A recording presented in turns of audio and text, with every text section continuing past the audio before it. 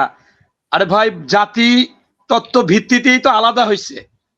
হিন্দুরা চলে গেছে এদেশে, তাদের কাউকে বিক্রি করে গেছে, কারো কাছে রেখে গেছে, তারা তো ওই দেশে যাই নাগরিক হয়েছে। আর এরা তো গেছে, কেউ পড়তে, কেউ ওই দেশে গেছে, সে তো এদেশে আছে, তার মা আছে, বাবা আছে, আত্মীয় স্বজন আছে, তারা অবস্থানে আছে। এরা তো নাগরিকত্ব, বাংলাদেশের বহু মানুষই নাগরিক আছে ওইখানে। এই যে এখনো যে খলিল, সে তো অন্য দেশের নাগরিক, সে বাংলাদেশে এসে অন্তর্বর্তী সরকারে হয়েছে, আবার আপনাদেরও মন্ত্রী হয়েছে। এটাকে বলছি ডুয়েল নাগরিক। সরকারের অন্তত 10-12 জন মানে এই ছিল সবই বিদেশি নাগরিক। সম্পদ সম্পদ যে করতে পারবে না, এটা দ্বৈত নাগরিক। কিন্তু আপনার ওই লোক তো ওই দেশে যাই নাগরিক হয়ে এদেশে ছেড়ে দিয়ে চলে গেছে, এদেশে আর থাকিনি। আরেকটা ব্যাপার হচ্ছে, আপনি যেটা বলছেন, আমি কিছুদিনের জন্য ভারত গিয়েছিলাম। আমার ফুপু শাশুড়ি থাকে আর চাচা শাশুড়ি থাকে। ওই হিন্দু মুসলিম যখন 47 সালে ওনরা ওনাদের থেকে যায়, আর কুষ্টিয়া বাড়ি ছিল, আর কিছু চলে আসে, আমার শ্বশুরও চলে আসে।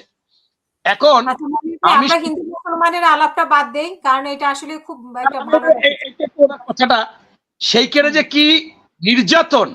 আমি ওখানে গিয়ে কাবাব খাবো, তা আমি যাই দোকানে ওনাদের সাথে গেলাম আনতে, তা আমি বললাম যে এটা তো গরু। সাথে সাথে আমার ওই সম্বন্ধী মুখে হাত দিয়ে বল, কথা গরু বলা যাবে না, এটা বীরভূমে। হাওড়ায়ও তাই, হাওড়া তো একেবারে মনে করেন একটা এই জায়গায়।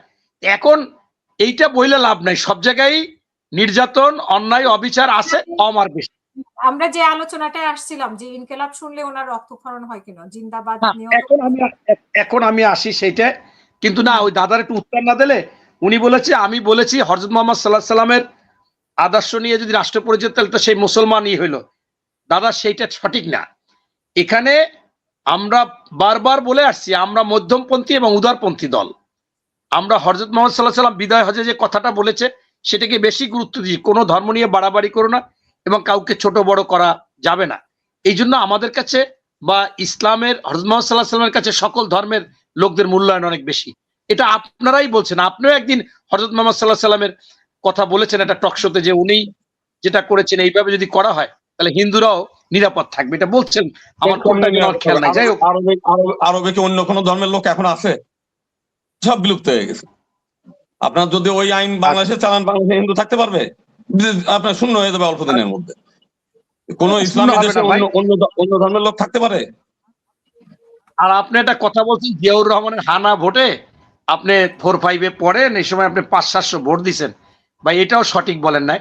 500-700 ভোট দেওয়া কঠিন ব্যাপার, সিল তো মারতে হবে। 500-700 বলি নাই আমি, বলছি 10-20টা করে ভোট দিছি আমরা। 500-700 দেবো কেন?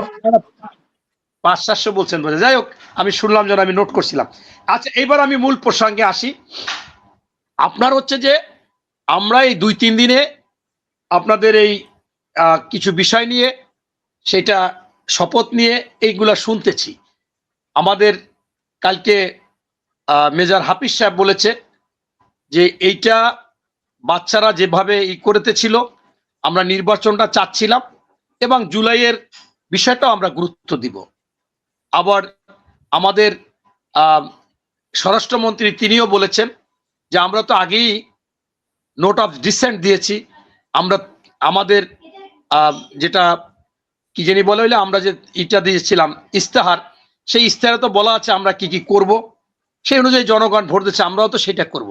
আমাদের এলে ভোট দিত না, আমরা ওই যেগুলো আমাদের ইস্তেহারে নেই। এরপর হচ্ছে যে বাংলাদেশের বেশিরভাগ আইনজ্ঞ যারা, তারা বলেছে যে সংসদ সদস্য ছাড়া সংস্কার পরিষদে কোনো শপথ নেওয়ার কোনো বিষয় না, বা নিতে পারে না।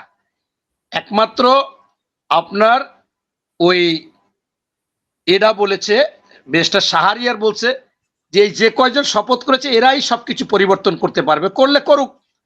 আর ব্যারিস্টার মনির বলছে যে তাইলে হানা ভোটটা কেন দিল, সেটা একটা প্রশ্ন। উনি কিন্তু সমাধানের কথা বলে না, কিন্তু বরঞ্চ স্বাধীন মালিক।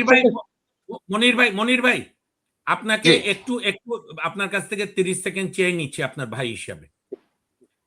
আজকের আলোচনাটা ভালো হচ্ছে। গোবিন্দদাও চমৎকার প্রশ্ন তুলেছেন। আমি গোবিন্দদার একটা বক্তব্যের সঙ্গে একমত, যে অর্পিত সম্পত্তি বা শত্রু সম্পত্তি আমাদের মুক্তিযুদ্ধের পরপরই এটার একটা ভালো সমাধান করা উচিত ছিল। আর যেটা বিএনপি বিএনপি ঠিক করেছে, আমাদের এই সংবিধান, এটা তো আপনার আমার গোবিন্দদার বা হাসিনা আপার ড্রয়িং রুম না, আমাদের এই সংবিধানে প্রত্যেকটা ওত লেখা আছে, সেখানে সংবিধান সংস্কার পরিষদের ওত লেখা নাই। ডক্টর মোহাম্মদ ইউনূস, আমি শেষ করি, ডক্টর মোহাম্মদ ইউনূস সাহেব নিজে ওত নিয়েছেন এই সংবিধান ছুঁয়ে, তারপরে তিনি সংবিধান মানেননি, সেটার ইতিহাস একদিন হবে। হ্যাঁ, বিএনপি এই যদি কৌশল করে থাকে, বিএনপি ঠিক করেছে। আজকের মানব জমিনে আপনি পড়েন, হাসিনা আক্তার, মনির ভাই এবং গোবিন্দ দা পড়েন, 3 জন উপদেষ্টা ক্ষমতাকে দীর্ঘায়িত করতে চেয়েছিল। কাজেই আর যেটা মেইন, যে বিড়ালটা ইঁদুর মারে কিনা, যে সংস্কারগুলো করার দরকার সেইটা আমাদের নতুন সংসদে বসলে করে কাজ একই হবে। এই ওত নেওয়ার এটা হচ্ছে জাস্ট একে অপরকে রাজনৈতিকভাবে ঘায়েল করা। যদি সংস্কার করতে হয়, সংবিধানের কিছু কিছু অনুচ্ছেদ বদল করতে হয়, এই সংবিধানই, এই নতুন সংসদই পারবে। এনাফ, তালিত হয়ে গেল, সরি। জি, তা আমি যেটা বলতে চাচ্ছিলাম যে এই বিষয়গুলো আছে,